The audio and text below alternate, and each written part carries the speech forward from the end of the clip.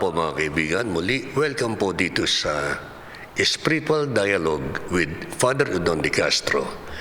Narito po tayo sa munting bayan ng Diyos, ang Cariana Lay Monastic Community, sa pagpapatuloy ng pagpapaliwanag ni Father. Sister Tachi, yung pagbati. Magandang araw po sa inyong lahat. Father, na-mention nyo lagi naming naiisip yung bakit nagkakaroon ng ito ba'y konting problema, maliit na problema o malaking problema, yung hindi, yung pagkakagulo ng konti ng simbahan. Malaki yung problema ng simbahan sapagkat yung kaguluhan ay hindi natin alam kung paano pumunta sa langit. Malaking problema talaga yun. Oo nga po. Ngayon, ang unang dahilan kung bakit hindi tayo nakakaintindi at nakakagulo ang simbahan katolika ay sapagkat yung pag-iisip na binigay sa atin ng Panginoon Diyos, yung ating mind, merong fallen nature. Yung kasalanan ni Adan at ni Eva. Kaya because meron tayong fallen human nature, hindi tama ang pag-iisip ng tao. Laging mali ang ating pag-iisip. Paano naging pag-iisip ng tao no siya ay sumuway sa bilin ng Diyos sa paraiso? Ang nangyari sa tao ay nung sinuway niya ang Panginoon Diyos, sunod-sunod na ang kanyang pagsuway sa Panginoon Diyos. Bakit ito nagkaganon? Yun ang very essence ng fallen human nature. No? Na kagaya mo, Lodi, kagaya natin lahat, pag meron tayong ginawa ay sapagkat gusto natin. Opo. Yun ang fallen nature. Binabaliwala natin ang kagustuhan ng Panginoon Diyos. Ang lagi nating inuuna ay ang ating kagustuhan. Yun ang fallen human nature. Pero tayo daw ay binigyan ng kalayaan. Kalayaang mag-isip, kalayaang mamili ng ano gusto natin. Hindi ho ba yan natural lamang na gawin natin ang gusto ng tao? Natural sa tao yon because nga of fallen human nature. Susundan natin ang ating kagustuhan sapagkat yun ang gagawin talaga ng mga tao. Na mali sapagkat dapat ang gawin natin ay yung kagustuhan ng Panginoon Diyos. Di ba? So with fallen human nature, ang lagi nating pipilian ay yung kagustuhan natin, kagaya ni Adan at ni Eva. Yun ang kasalanan ni Adan at ni Eva. Mukhang mahirap po yatang maiwasan dahil doon sa paraiso, merong manunukso. Dito sa mundo, marami din tukso. Paano maiwasan yun, Father? Tama ka. Sa paraiso, defective na pagkatapos ng paraiso, pagkatapos sila nakasala, hindi ba? Defective na yung kanyang pag-iisip. Tapos meron pang demonyo Nanunukso pa. na manunukso pa siya. Kaya ang chances natin sa mundo talaga na mawala tayo ng landas ay very great. Yun ho ba lumakas yung sinasabi natin na natural daw sa tao, yung sensual pleasure, yung pleasure ho ng katawan ng laman. Dahil nga doon sa pagsaway natin ay parang nawala daw yata ang crush at lumakas yung pagnanasa nating makasarili. Paano po yun? Yun ang tinatawag natin natural instincts or natural passions ng tao. Opo. Ibig sabihin, kapag ang tao ay sumusunod lamang sa kanyang kagustuhan, natural lang siya. Natural. Di ba? Opo. Pero upang pumunta sa langit, we have to be spiritual. Kaya habang tayo ay nasa natural level, hindi natin matututunan ang paraan kung paano pumunta sa langit. Sister? So I was going to say, Father, kung ang lahat tayo na nasa natural level, but meron namang ibang tao umakyat na. Ano hong ginawa nila? Yun ang pag-uusapan pa natin later on. Sapagkat nag-uusapan pa natin ano ang sanhi ng kaguluhan. Okay, Sapagkat upang malunas natin ang isang sakit, dapat malaman natin kung ano yung sakit Opo. Bago natin malaman na kung ano dapat ang gamot sa sakit, di ba? Ganun yun. So, ang pinag-uusapan po natin ngayon ng sakit. Yung sakit muna, kung anong nangyari sa simbahan katolika. At sabi nga ni Lodi, ang unang nangyari talaga is fallen human nature na hindi naman kasalanan natin. Kasalanan ni Adan tsaka ni Eva yun. Secondly, merong demonyo, kaya talagang delikado tayo sapagkat yung demonyo, hindi lang wala lang siyang, it's not enough that meron siyang intellect. Yung intellect niya ay isang intellect ng isang anghel. Mataas. Kaya mas wala tayong laban kontra sa demonyo. Tayo, tao lang lamang, hindi ba? Sa mga tuwid, ang intensyon ng kalaban, yung adversary, sa nasabi, yung demonyo ay upang sirain ang pagkatao. Sirain lamang ang pag-iisip lang natin, pag-iisip lamang. Opo. Kasi pag mali ang pag-iisip ng tao, mali-mali nang gagawin niya. Ibig sabihin yung para ilayo nyo ang isipan sa mga mabubuting bagay at kayo ay umisip ng para sa karangyaan ng katawan. Yun ang talagang gusto ng demonyo. Deviation. Deviation. Kaya ang lunas naman na binigay sa atin ni Jesucristo ay ayusin mo yung pag-iisip mo. Dapat ang pag-iisip mo ay sang-ayon sa turo ni Jesucristo sa bagong tipan. Sister? So, ang sinasabi nyo, yung lahat naman tayo, ang karamihan sa atin, nagdaan naman sa eskwela, nagdaan din sa meron tayo, mga tinuturo. So, hindi sapat ang tinuro. Kasi sabi niyo, iayon sa ni Kristo. Mukhang hindi sapat yung kanilang binigay sa atin.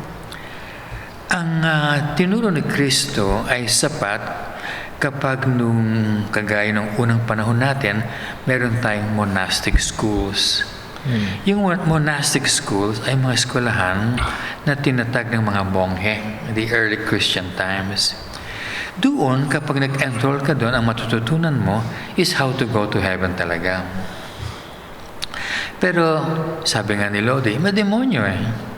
So, ang ginawa ng demonyo, alam nila na pag ikaw ay pumunta sa eskwelahan, gagamitin mo yung pag-iisip, inunahan ka na ng demonyo. Kaya ang demonyo ang gumawa ng school curriculum sa mundo. Talaga, Father. Kaya demonyo, Katakot naman. talagang proven niya na ang demonyo gumawa niyan upang nga sirain ang iyong kaluluwa. Para ilayo Ilayo ka sa Panginoon. sa tama. Oo. Kaya isipin niyo kung anong mga tinuturo sa eskwelahan. Merong physics, biology, zoology. Puros mga natural things, hindi ba? Hindi mga spiritual things. Maski Catholic schools ngayon, dati nagtuturo ng spiritual things. Pero ngayon, sa mga Catholic schools, yung mga pare, mga madre, hindi na nagtuturo. Mga lay people na lang nagtuturo. Mali-mali naman ang tinuturo. Di ba? Kung totoo siya yata pala, na kung nagkaroon ng disobedience to the will of God, pagsabay sa kalooban ng Diyos nung una, di dapat pala bumalik tayo doon sa sundin natin kung anong kalooban ng Diyos, obeying the will of God, obeying the command of Christ. Yun ang malaking problema ngayon. Yung mga turo ni Kristo on how to save our souls, hindi mo matututunan habang meron kang mga bagay-bagay sa isipan mo na natural or makamundo. At sapagkat ang mga tao ngayon, sa buong araw ang kanilang iniisip ay mga bagay-bagay na makamundo, walang spiritual things na pumapasok sa kanilang isipan. Paano maalis po yan? Malaking problema yun, di ba? Ayun na nga po. Kaya ang magandang ay yung lunas na binigay sa atin ni Pope Benedict dun sa kanyang dokumentong New Evangelization. Ang author niyan ay si Pope John Paul II tsaka si Pope Benedict XVI. Na karaniwan tinatawag nilang Benedict option, na sabi ko nga sa inyo, mga salitang hindi ko masyadong gusto sapagkat hindi naman option ni Pope Benedict yon. Opo. Yun ang mga turo ni Jesucristo at turo ng mga ama ng simbahan. yung pinakabuo, yung essence ng turo ni Kristo na siyang sinasabi sa New Evangelization. Ano po yun para maunawaan namin? Yun ngayon ang iisa-isahin natin para malinaw sa mga tao. Pero gusto natin malaman muna ng mga tao anong nangyari sa simbahan katolika.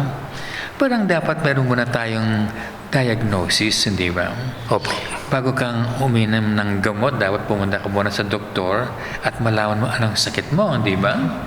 Kaya dapat malaman muna natin ang sakit ng simbahan katolika bago bigyan natin ng lunas. Nabanggit yung doktor na siyang gagamot sa anumang lunas sa sakit. Hindi ba tayo merong doctors of the church, mga saints na nagtuturo ng tamang pananampalataya, tamang simbahan?